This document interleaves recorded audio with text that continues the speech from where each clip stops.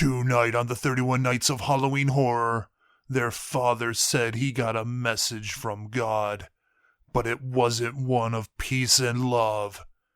Bill Paxton, Matthew McConaughey in Frailty.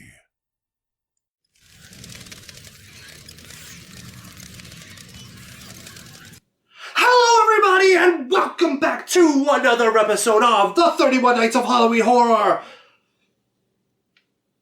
God, do I still have to say it? Nightmare Baby Circus. Anyways, episode number 11. A third of the way through, technically a little over a third of the way through. But anyways, coming off of last night's spectacular, sleazy, trashy, vile, yet magnificent The New York Ripper, I thought, you know what, it's time for a change, a tone change.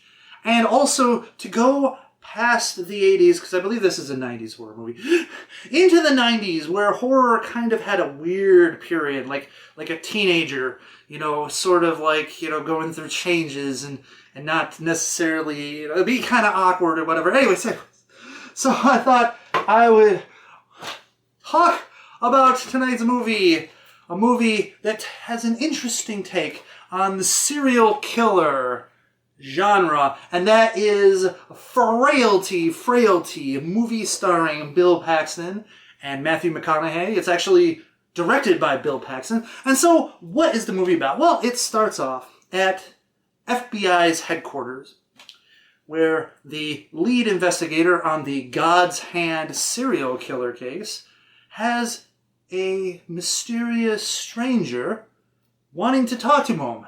And he says that he knows who the killer is, and that it is his brother.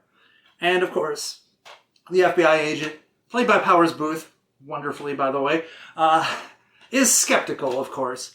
But the man decides to take him on a journey into the past to prove that he knows what he's talking about. And, well, the journey is kind of disturbing. So it's back in the day. He's young. He's got a brother, and their father works hard. Their mother died. So it's just the three of them. Well, one day, their happy life is thrown into chaos when the father has a vision of an angel coming to him and telling him that there is a war between heaven and hell, that demons are walking the earth, and it is up to him and his kids to fight the good fight and destroy demons. And so, according to this vision, 3 weapons will be given to him, and he finds them. One is an axe that has the name Otis on it. The other is a pair of gloves, which protect his hands, but when he takes them off and he touches a person, it reveals the demon within them.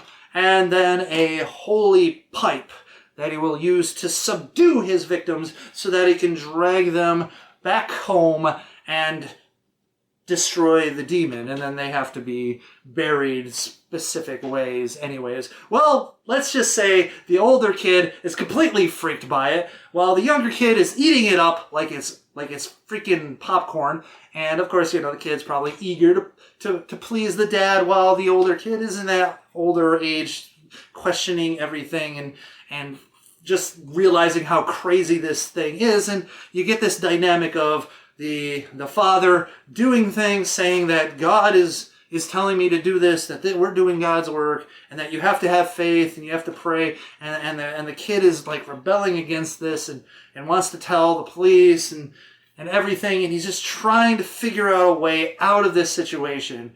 And it is a very compelling story. And toward the end, things are revealed and stuff happens, and it is quite amazing and surprising. So let's get to those scores, shall we? Violence and gore, it is a 1 out of 5. Look, most of it happens off screen. There isn't a lot of blood. There isn't a lot of gore. There's not much aftermath. Sans a few body parts here and a bloody corpse there. But for the most part, very tame on the violence scale. and the Gore scale, 1 out of 5. So shock value, 2 out of 5. Look, there's not a lot of jumps in this movie. The shock is actually in the story and how it unfolds, and just the situation that these kids are going through with their dad. A very difficult situation. So 2 out of 5 for that. Plot, I am giving this a 5 out of 5.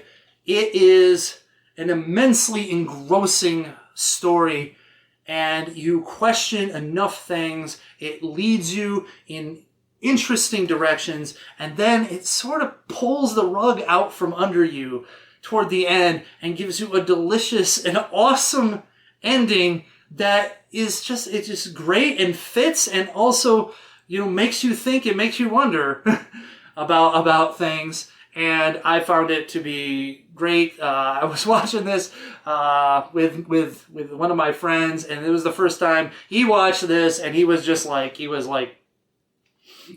trying to process what's going on. He's like, "What? Oh, what? Yeah. Oh, man." When the credits are rolling, actually, he just was kind of like nervously laughing. And that's usually one of the best type of reactions when credits roll, is that sort of oh man. Oh dear. So anyways, 5 out of 5. Acting, I am giving it a 5 out of 5 also. Matthew McConaughey, brilliant performance. Powers Booth, brilliant.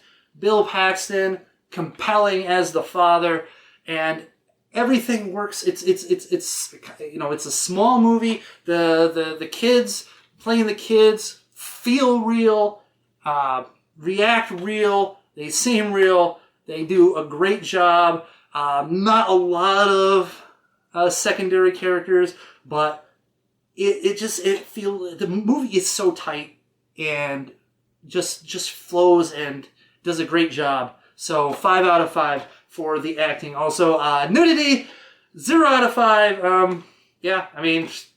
Really quick, no place for it in this movie. So, anyways, enjoyment factor, I'm giving this a 4 out of 5. Really enjoyable. I wish maybe a bit more blood, show the axe going in. I know it's not necessary, but it's kind of something I want. I am kind of a gore hound a bit, so I would like that. As the narrative can feel a little slow, especially at the beginning, trying to get things together. It is a small, little gripe, but overall, very enjoyable film. Engaging, and you're mesmerized by what's going on and thinking about it and contemplating it all the way through the end. So great, 4 out of 5. My overall impression of this movie is also a 4 out of 5. Well acted, well plotted, well directed, looks good, feels good, does a lot of good things. So 4 out of 5. And that averages out to a 3 out of 5, which is not too shabby. Not too shabby, actually way better than shabby anyway. So there you have it. Frailty, have you seen it? Tell me what you think in the comments section. Do you agree with me? Is it really good? Do you disagree with me? Is it slow and boring?